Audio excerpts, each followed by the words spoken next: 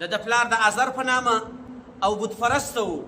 بوتان به جوړول هم، بوتان به خرڅول هم او بت پرستی به هم کول، چې هغه خدای په خپله جوړوي او هغه خدای خرڅوي او د هغه خدای بیا عبادت هم کوي. ابراهیم علیه السلام خپل پلار ته وایي: اذ قال لأبيه یا ابت لم تعبد ما لا يسمع ولا يبصر ولا يغني عنك شيئا. ای پلاره، د داسې چا عبادت مه کوه چې هغه نه څه اوري او نه څه په سترګو باندې ویني، ولا یغني عنک شیئا، او نه و تا ته د یو شي ګټه در رسوي. یا ابت انی قد جاءنی من العلم، ای پلار جانه ما ته د الله تعالی له طرفې وحی سوي دي. یا ابت انی قد جاءنی من العلم فاتبعنی اهدک صراطا سویا. ته زما تابعداري وکړه، زه به تا ته سیده لاره در وښیم.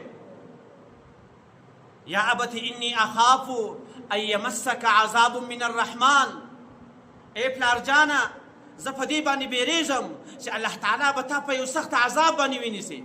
فتکون للشیطان ولیا، بیا به ته د شیطان دوست سې، بیا به ته د شیطان ملګری سې. په دې آیات مبارکه کې د خپل خلیل، د خپل دوست ابراهیم علیه السلام باندې چې کوم امتحانونه راغلي، الله تعالی د هغو بیان کوي. الله تعالی فرمایي: وَإِذِ ابْتَلَىٰ إِبْرَاهِيمَ رَبُّهُ بِكَلِمَاتٍ فَأَتَمَّهُنَّ. چې کله موږ ابراهیم علیه السلام په امتحان کې واچوئ، پر ده باندې مې قسمه امتحانونه راوستل. الله تعالی فرمایي: فَأَتَمَّهُنَّ. دی په هغه خپلو امتحانو کې کامیاب سو، د هغه امتحانونه تر خپل ځایه پورې ورسول. د ده په اولاد کې الله تعالی اسماعیل علیه السلام او د ده په اولاد کې الله تعالی اسحاق علیه السلام پیدا کړی.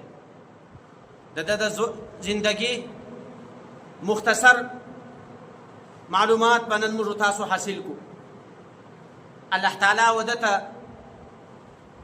په عراق کې د نمرود په ښار کې د ده پیدایش سوی. د ده اوله مقابله، د ده اول امتحان له خپل پلار سره شروع سو. د ده پلار د ازر په نامه او بت پرست و. بوتان به جوړول هم، بوتان به خرڅول هم او بت پرستی به هم کول. تاسو وګورئ دومره جاهله انسانان چې هغه خدای په خپله جوړوي او هغه خدای خرڅوي او د هغه خدای بیا عبادت هم کوي. بوتان دی په خپله جوړوي او هغه بوتانو ته دی سجده کوي او هغه بوتانو باندې دی کاروبار کوي. خپل خدای هم خرڅوي، هم خپل خدای ته سجده کوي او هم خدای دی په خپله جوړوي. نو د ده اوله مقابله له خپل پلار سره راله، پر ده باندې اول امتحان د خپل پلار رالی. الله تعالی په قرآن کریم کې داسې بیان کوي: وَإِذْ قَالَ إِبْرَاهِيمُ لِأَبِيهِ. ابراهیم علیه السلام و خپل پلار ته وویل: آذر اتتخذ اصناما آلهه. تا خو له خپلو بوتانو څخه خدایان جوړ کړي دي. ای پلاره، ته د خپل بوتان پرېږده. هغه خدایان چې تا په خپل لاس باندې جوړ کړي، هغه خدایان چې تا د کاروبار دپاره یو زمینه برابره کړې، د هغو خدایانو عبادت پرېږده. په ډېره عجیبه انداز باندې ورته وایي. د پلار هم په دې وخت کې خیال ساتئ چې دا خو زما پلار دی، د کفر په حالاتو کې هم دته سخت الفاظ نه وایي. ابراهیم علیه السلام خپل پلار ته وایي: اذ قال لأبيه یا ابت لم تعبد ما لا يسمع ولا يبصر ولا يغني عنك شيئا. ای پلاره، د داسې چا عبادت مه کوه چې هغه نه څه اوري او نه څه په سترګو باندې ویني، ولا یغني عنک شیئا، او نه و تا ته د یو شي ګټه در رسوي. یا ابت انی قد جاءنی من العلم. ای پلار جانه ما ته د الله تعالی له طرفې وحی سوي دي. یا ابت انی قد جاءنی من العلم فاتبعنی اهدک صراطا سویا.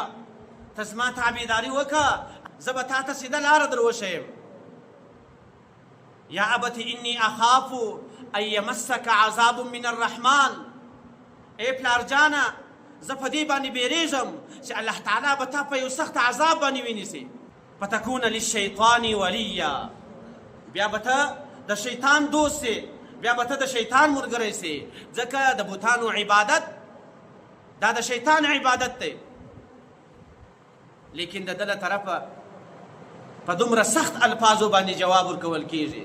قال اراغب انت عن آلهتي یا ابراهیم لئن لم تنتهي لارجمنك واهجرني مليا. ای ابراهیم دې خبرې څخه واوړه، که چیرې نه واوښتې یا به دې سنګسار کم یا په آینده کې چې له ما سره ستا ملاقات ونسي، ما ته په مخه مه راځه. اول امتحان پر ده باندې له خپله کوره شروع سوی دی، او دا د دنیا قانون هم ده دی چې انسان اول وارې اسلام او دین په خپل ځان کې راولي، د هغه تر ټولو بهترینه طریقه دا ده چې د هغه شروع به له کوره څخه کوي. اول به په کور کې چې کوم منکرات وي، هغه کارونه چې په هغه باندې الله تعالی ناراضه کیږي او هغه کارونه چې په هغه باندې رسول الله ناراضه کیږي، اول وارې به دی دغه منکرات له کوره څخه ختموي. که چیرې له کوره څخه منکرات نشي ختم، بیا د باندې د ده خبره هم اثر نه کوي. نو اوله مقابله الله تعالی له خپله پلار سره راوسته، د پلار سره په امتحان کې ولوېدی او پلار داسې سخت جواب ورکو چې زه به تا په ډبرو باندې مړ کړم او په آینده کې که چیرې ته دغه دعوه کوې بیا چې ما ته په مخه باندې نصیحت